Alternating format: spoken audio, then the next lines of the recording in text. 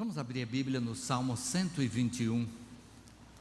Estaremos lendo todo este salmo, é bastante conhecido, mas traz tão ricas lições para cada um de nós. Salmo 121, versos de 1 a 8. Assim lemos: Eleva os olhos para os montes, de onde me virá o socorro? O meu socorro vem do Senhor, que fez o céu e a terra. Ele não permitirá que os teus pés vacilem, não dormitará aquele que te guarda. É certo que não dormita, nem dorme o guarda de Israel. O Senhor é quem te guarda, o Senhor é a tua sombra à tua direita. De dia não te molestará o sol, nem de noite a lua. O Senhor te guardará de todo mal, guardará a tua alma. O Senhor guardará a tua saída e a tua entrada, desde agora e para sempre. Amém. Oremos. Senhor Deus, louvamos o teu nome, Pai, agradecemos pelo trecho da tua palavra que agora foi lido. Agradecemos, Pai, porque Ele nos revela o teu cuidado para conosco. Fala a nós nesta hora, conforme a tua vontade, que possamos estar sendo edificados pelo estudo na tua palavra e mais bem preparados para a vida contigo, a vida que glorifica a teu Filho Jesus Cristo. Fala a cada um de nós, é o que suplicamos em nome de Jesus. Amém. Amém.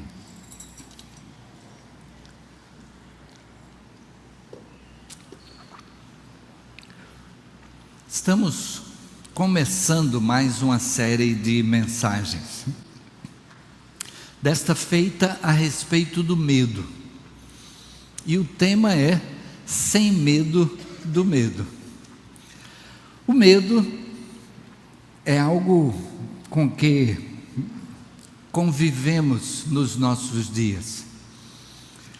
Hoje estaremos enfocando particularmente aquele tipo de medo que nos faz não querer andar tarde da noite na rua e de repente até mesmo durante o dia a gente anda com medo, a gente anda atento quem vai atrás, quem vai na frente. E a violência, o que é que podemos dizer sobre este medo?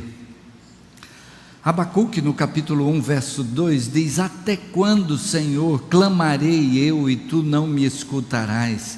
Gritar-te-ei violência e não salvarás. Parece que a experiência de Abacuque era semelhante à nossa. E então, séculos antes de Jesus Cristo, Abacuque escreve uma realidade que parece que é dos nossos dias. Parece que Abacuque convive conosco, ele conhece a nossa realidade presente. O texto que nós lemos, ele faz parte de um conjunto de salmos que é conhecido como Cânticos dos Degraus. Não se sabe exatamente qual a origem, a formação desse grupo de... No período do cativeiro, à medida que o povo de Israel se reunia para as festividades, as principais festividades anuais dos judeus, eles utilizavam esse grupo de cânticos, de salmos, 15 salmos aí que apresentam aquela caminhada para Jerusalém. Eles iam cantando estes salmos. E o Salmo 121, então, é um deles. E a gente pode imaginar o grupo de pessoas que cada um saindo das suas cidades e que aos poucos vão se encontrando nas estradas. Alguém que vem de determinada cidade se encontra com quem vem de outra cidade e vão caminhando em direção a Jerusalém. E aí agora, aquilo que o salmista diz tem maior relevância para essas pessoas que estão caminhando em viagem, sujeitas aos riscos da viagem. E o Salmo então diz: elevo os meus olhos para os montes, de onde me virá o socorro. É a expressão de quem, de uma forma ou de outra, está experimentando o medo daquela jornada.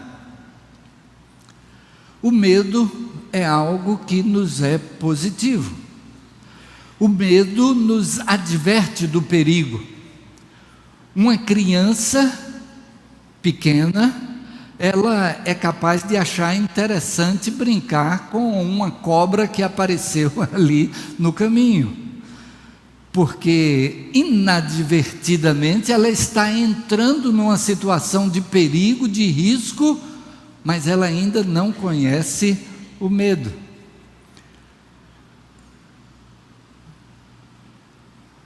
O medo nos prepara para as situações. Ele faz até com que o nosso corpo esteja preparado. O medo faz com que a adrenalina no corpo, no sangue, seja incrementada, nos preparando para as reações que serão necessárias. O medo, então, é algo positivo na nossa vida.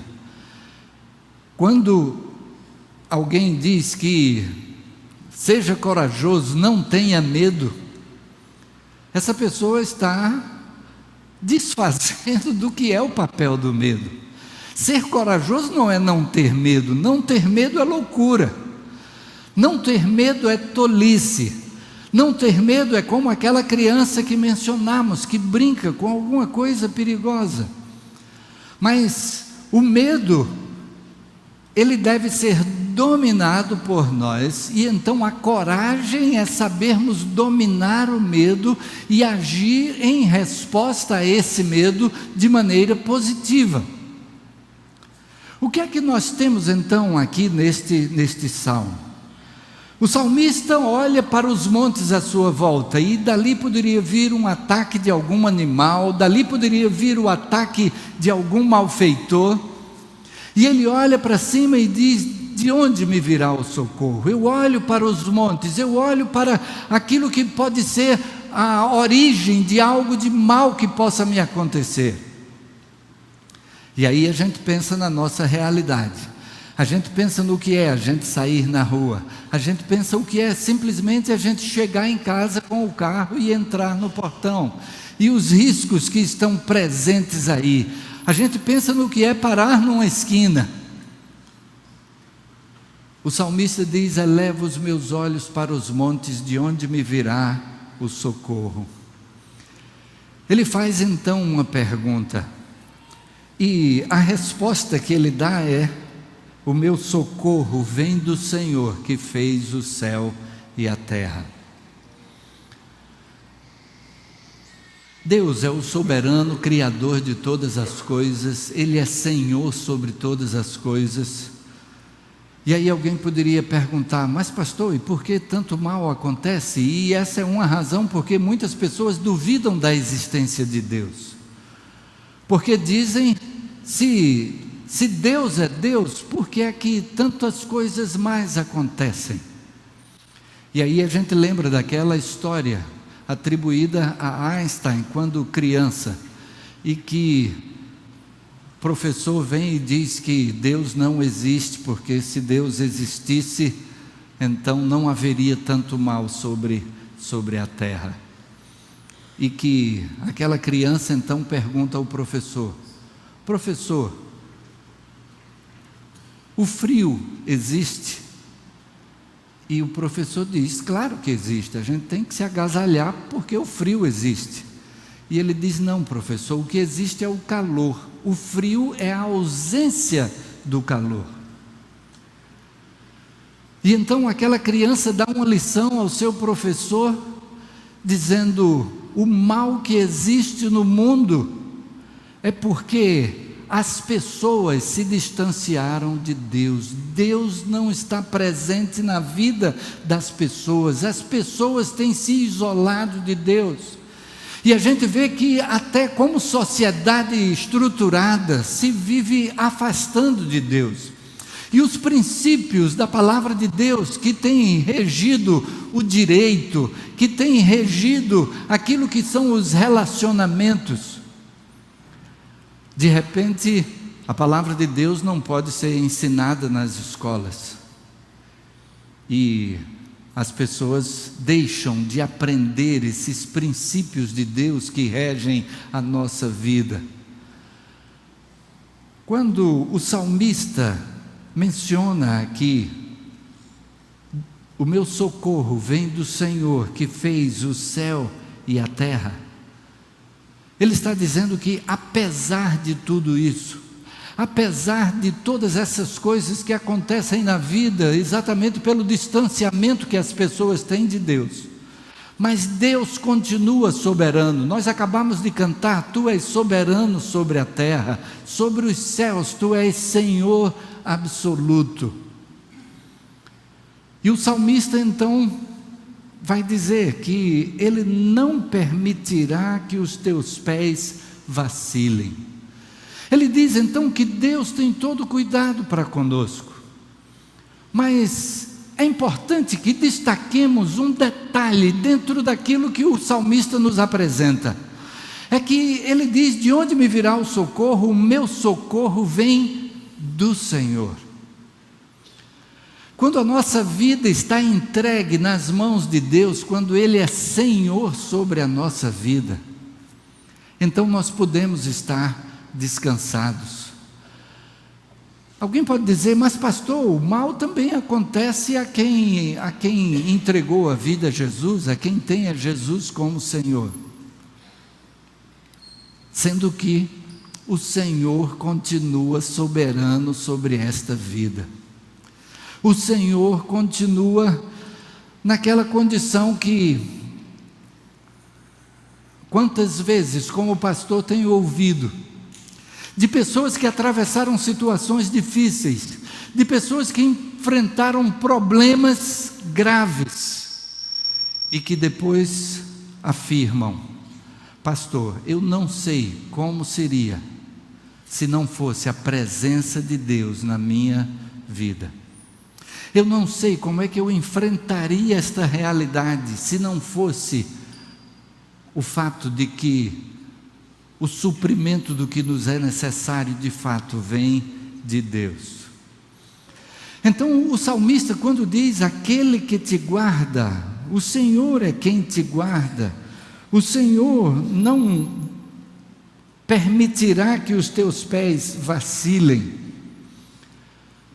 Aí a gente lembra de que o apóstolo Paulo, escrevendo aos Romanos, lá no capítulo 8, ele vai dizer: aquele que nem mesmo a seu próprio filho poupou, antes o entregou por todos nós, como não nos dará juntamente com ele todas as coisas?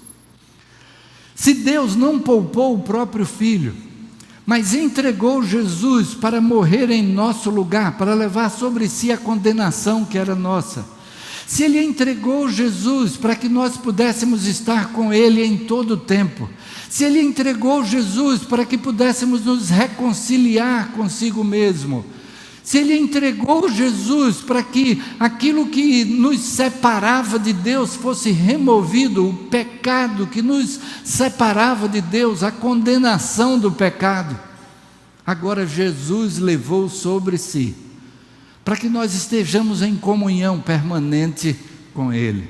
Então o apóstolo Paulo pergunta: como não nos dará juntamente com Ele todas as coisas?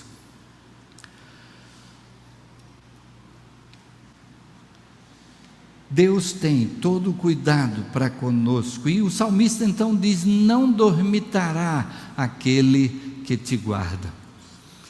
E a gente poderia lembrar, por exemplo, do Salmo 23, ainda que eu andasse pelo vale da sombra da morte, não temeria mal algum, porque tu estás comigo, a tua vara e o teu cajado me consolam.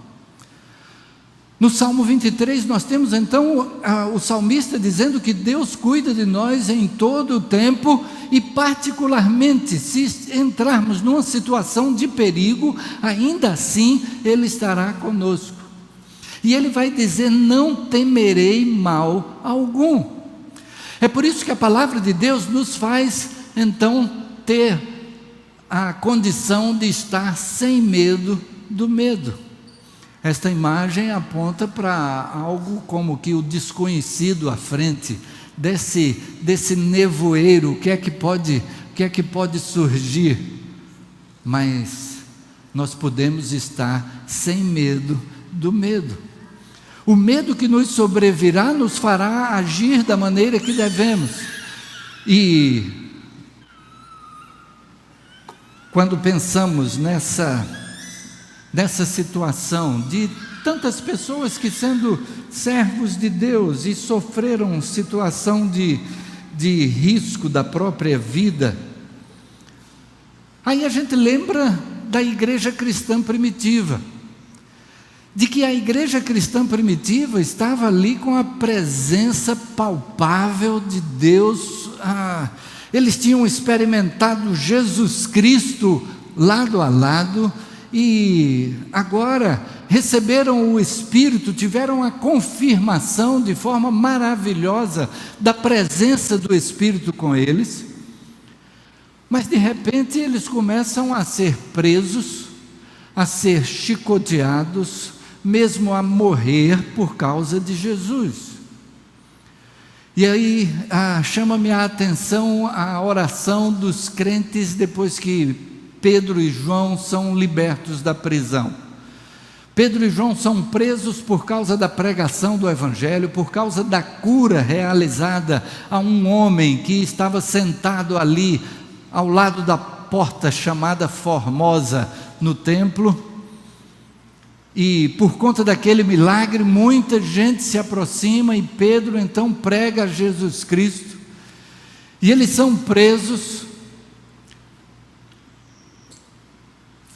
reconhecem ali diante daquelas pessoas que não podem deixar de falar daquilo que têm visto e ouvido. As autoridades não têm como mantê-los presos, porque o que eles fizeram foi um benefício a um homem aleijado, e eles então são soltos e voltam para a igreja que está reunida e em oração por eles. E naquele instante eles compartilham o que é que aconteceu naquele julgamento ali. E depois desse compartilhar, eles oram. E o que eles oram, o interessante é que não foi: Senhor, livra-nos dos perigos dessa perseguição. Não foi: Senhor, faze com que não haja perseguição contra nós. A oração deles foi: Senhor, dá-nos intrepidez para que possamos continuar pregando o Evangelho, apesar dessa perseguição. Então, aquela igreja, ela sofreu dificuldades, ela atravessou problemas, mas no meio dos problemas estava a presença do Senhor, estava o consolo que vem de Deus, estava a direção que vem dele. Se olharmos especificamente para os apóstolos, diz a tradição que apenas João escapou de ser morto. Ainda assim foi preso, e na prisão ele vem a escrever o livro de Apocalipse. A gente tem lá no primeiro capítulo ele dizendo que estava na ilha de Patmos por causa da pregação do Evangelho. Todos os demais tiveram algum tipo de morte que poderíamos dizer terrível. Isso nos faz entender que o senhorio de Cristo na nossa vida não nos impede de ter problema.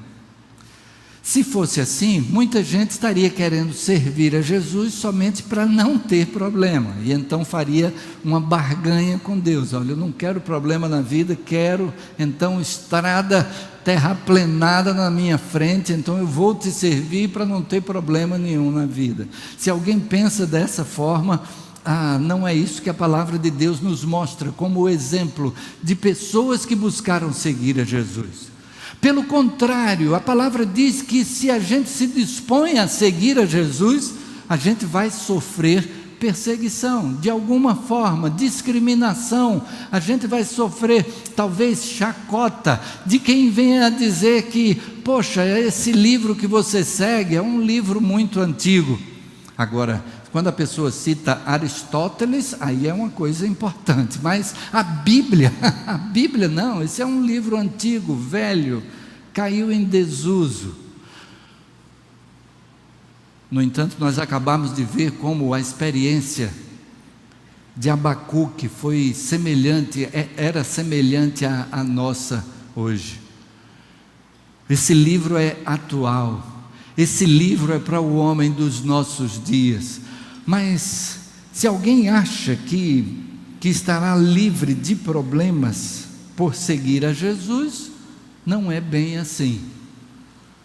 Porém, no meio da dificuldade, nós temos o que nos é necessário, o socorro que é necessário. Quantos testemunhos temos tido de alguém que de repente sofreu um assalto, e depois a pessoa vem a dizer: eu não sei como é que eu tive tanto controle de mim mesmo, eu não sei como é que eu pude ter tanta paz, eu não sei como é que eu não reagi, porque eu normalmente sou explosivo, e então naquele momento eu faria alguma coisa, mas Deus é que sustentou. E mais ainda, a palavra de Deus nos diz que todas as coisas contribuem juntamente para o bem daqueles que amam a Deus. Deus é especialista em transformar mal em bem. E aquilo que Ele permite na nossa vida, Ele faz com que nós possamos extrair lições. A nossa vida termina sendo enriquecida por uma dificuldade que atravessamos. Quando atravessamos a dificuldade, sentimos a mão de Deus, sabemos que temos em quem nos segurar, em quem nos apoiar, e que Ele vai trazer todo o necessário. E aquela realidade de que quando tudo está bem, a gente às vezes até esquece de Deus, mas na hora da dificuldade, aí a gente se aproxima dEle, a gente busca Ele. A gente pode pegar então o exemplo de Jó. Jó era alguém que o testemunho da Bíblia é de que era um homem justo e temente a Deus. Mas de repente muita coisa começa a acontecer na vida de Jó. Dizem os estudiosos que o livro de Jó é possivelmente o mais antigo da Bíblia. Foi o primeiro a ser escrito. Se isto é fato, é como se Deus estivesse dizendo de antemão: antes que qualquer coisa seja escrita, saiba que eu estou cuidando mesmo no meio do problema. E Jó atravessa toda aquela dificuldade, ele perde os seus bens, ele perde os seus filhos, ele perde a sua saúde. E ele começa a contestar Deus. Ele começa a confrontar Deus e dizer: Deus, por que é que isso está acontecendo comigo? Os amigos dele olham para ele, e a cultura judaica era de que se você serve a Deus, tudo vai estar bem para você. Você vai ser então feliz em tudo que você fizer, você não vai ter problema. Se você está tendo problema, é por causa de algum pecado. E é isso que os amigos de Jó colocam diante dele. Chegam diante dele e dizem: olha, você deve ter alguma coisa escondida aí. Você praticou alguma coisa e por isso você está sofrendo o que está sofrendo. E Jó olhava para a própria vida e disse: mas eu tenho buscado servir a nosso Deus. E ele não encontra a razão específica de tanto sofrimento.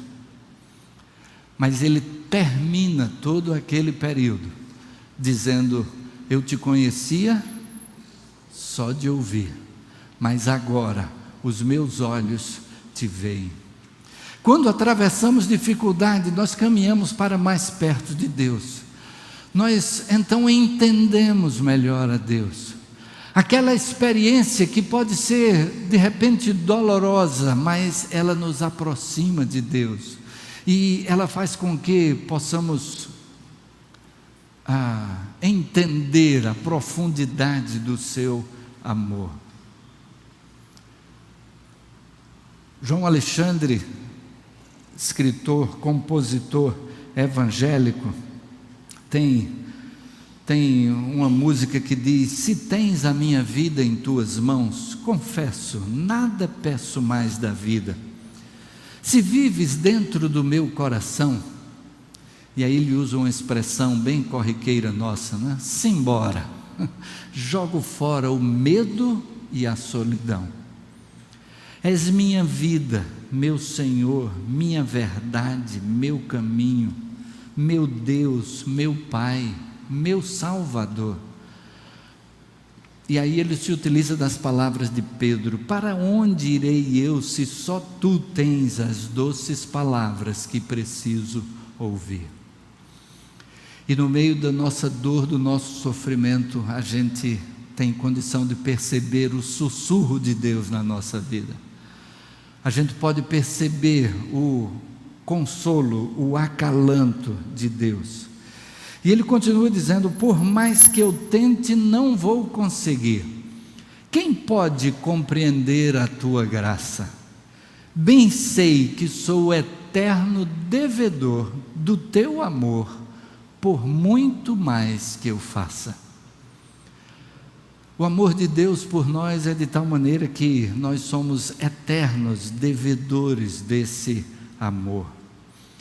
É por isso que o salmista então diz que o Senhor te guardará de todo mal, Ele guardará a tua alma, o Senhor guardará a tua saída e a tua entrada, desde agora e para sempre. E então a gente tem a certeza de que Deus está conosco, de que Ele estará conosco, de que Ele nos ajudará na caminhada. A gente tem a certeza de que Ele está conosco não somente agora, mas o texto diz desde agora e para sempre. O Senhor Jesus morreu ali na cruz para que nós pudéssemos estar com Ele para todo o sempre.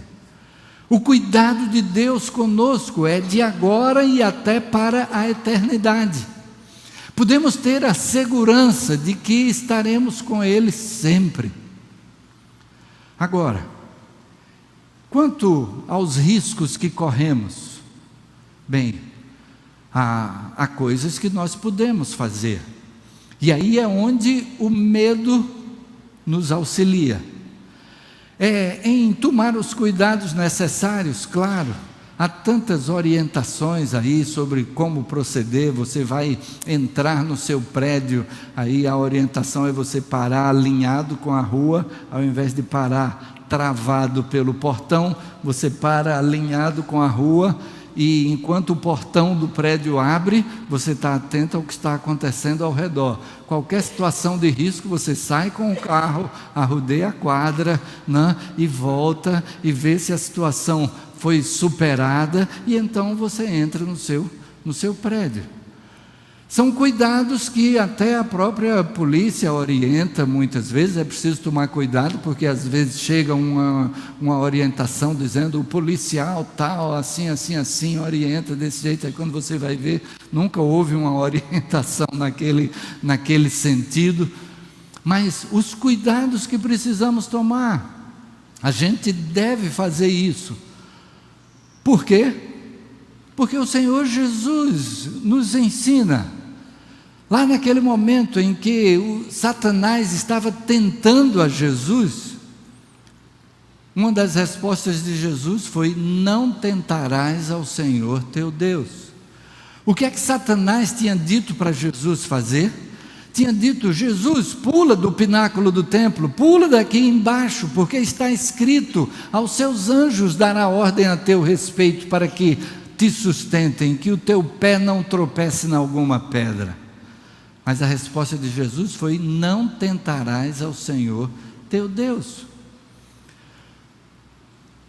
tentar a Deus é querer que Deus faça a nossa vontade. E era isso que Satanás queria que Jesus fizesse.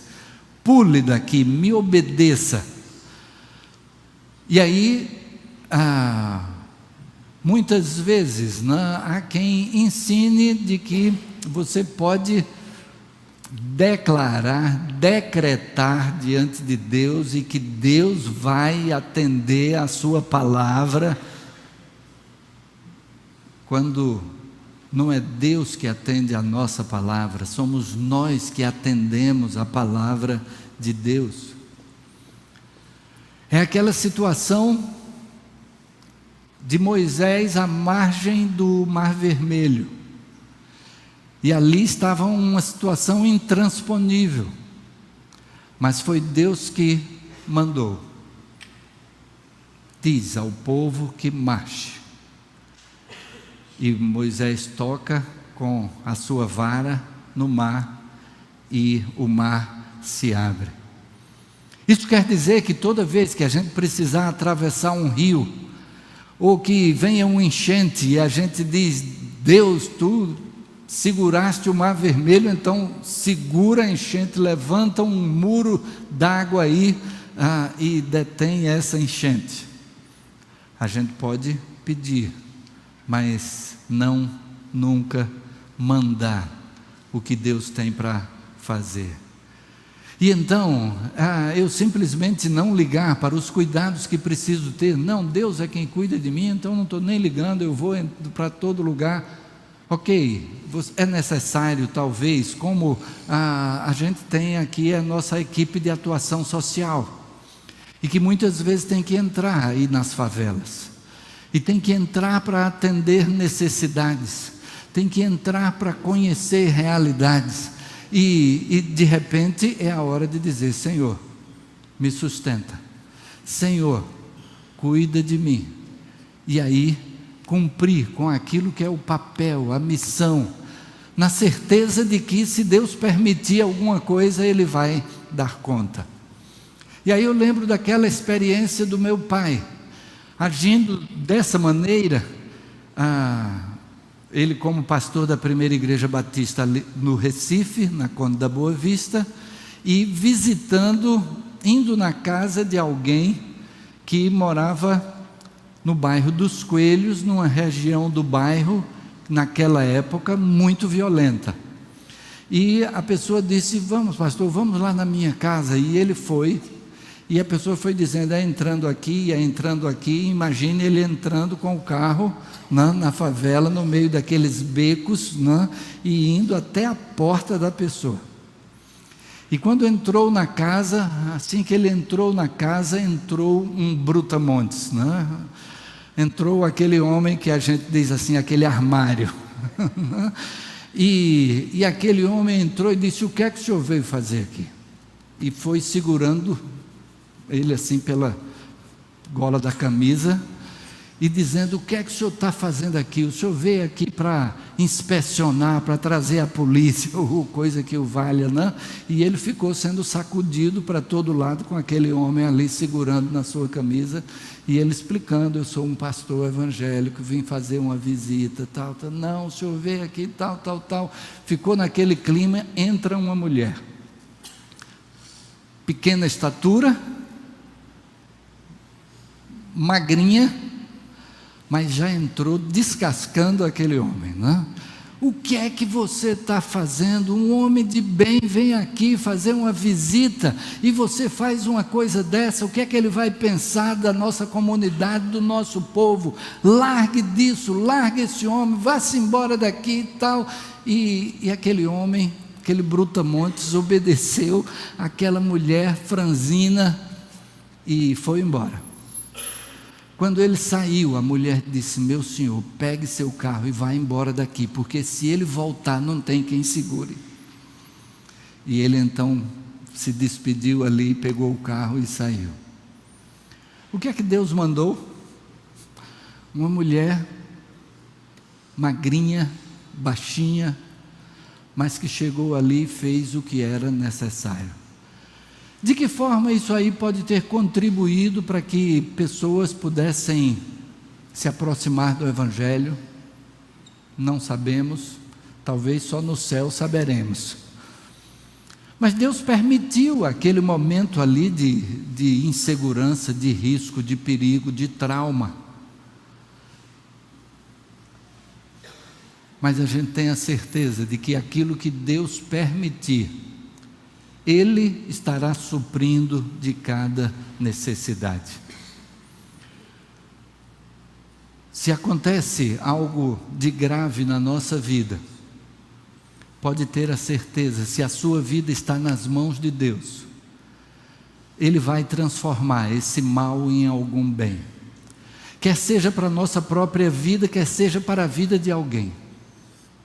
Porque o maior exemplo de algo de grave que aconteceu na vida foi ao Senhor Jesus Cristo. E Ele era o Filho de Deus, o Deus que se fez homem, e veio à terra, e fez o bem, e nele não se achou pecado. Pessoas buscaram algum erro em Jesus, do qual pudesse ser Ele acusado, e não encontraram. Precisaram de artimanhas para conseguir fazê-lo ser morto, crucificado. E Ele sofreu o que sofreu. Morreu da forma mais cruel que havia naquela prática dos romanos. Mas o apóstolo Paulo escreve aos Filipenses, dizendo que a gente deve ter o mesmo espírito que houve em Jesus Cristo, que sendo em forma de Deus, não teve por usurpação o ser igual a Deus, mas esvaziou a si mesmo, assumindo a forma humana, e achado em forma humana, humilhou a si mesmo, sendo obediente até a morte e morte de cruz. E então complementa, pelo que Deus o exaltou soberanamente, e lhe deu o nome que está acima de todo nome, para que ao nome de Jesus se dobre todo joelho nos céus, na terra e debaixo da terra, e toda língua confesse que Jesus Cristo é Senhor, para a glória de Deus Pai. Jesus passou pelo que passou, mas recebeu de Deus o que lhe era necessário. Cada um de nós está neste mundo sujeito a tanta coisa, mas podemos ter a certeza que quer que venha a acontecer conosco, Deus está no controle, e Ele dará tudo o que for necessário. Ele dará o suprimento de tudo que for necessário, e que a sua vontade possa ser feita na nossa vida. Que possamos, mesmo diante das situações de medo, mas ter a certeza, a segurança que tinha o salmista, ao dizer: eleva os meus olhos para os montes, de onde me virá o socorro? O meu socorro vem do Senhor, que fez o céu e a terra. A nossa segurança está nas mãos de Deus, e como diz o salmista, desde agora e para sempre. Podemos ter a certeza que, mesmo no meio da dificuldade, mas estaremos recebendo dele o necessário para enfrentar a dificuldade, e de podermos dizer graças a Deus. Conversando com Maria José há pouco, a respeito de Jailson, e diante de tudo que ele passou, o que ela estava dizendo foi: o que a gente tem é gratidão a Deus, é a gratidão a Deus, é gratidão a Deus. E então a gente atravessa a dificuldade e olha para trás, e o que a gente tem no coração é gratidão pela presença de Deus na nossa vida, mesmo no meio do problema, da dificuldade. É por isso que podemos concordar com o salmista quando diz: o Senhor é o meu pastor e nada me faltará. Baixe sua cabeça, feche seus olhos. Senhor Deus, louvamos o Teu nome, Pai, e agradecemos pela Tua palavra que nos traz orientação para o viver, e nos traz a certeza, a segurança de que Tu estás conosco sempre e de que Tu cuidas de nós, de que podemos estar descansados nas Tuas mãos, apesar dos momentos de medo, de apreensão, de cuidado, mas podemos estar certos de que Tu estarás provendo o que nos for necessário para a Tua honra e Tua glória. Louvamos o Teu nome pelo Teu amor expresso em Jesus Cristo, que pagou na cruz preço do nosso perdão, salvação, vida eterna. Se alguém aqui ainda não entregou a vida a Jesus, que este seja o momento de poder dizer: sim, Jesus, eu recebo a salvação que providenciaste na cruz, e que Jesus passe a ser Senhor da vida de cada um dos que aqui estão, cada um dos que estão ao alcance da nossa voz. Assim, Pai, recebe a nossa gratidão pelo Teu cuidado para conosco, pelo Teu amor, a Tua graça.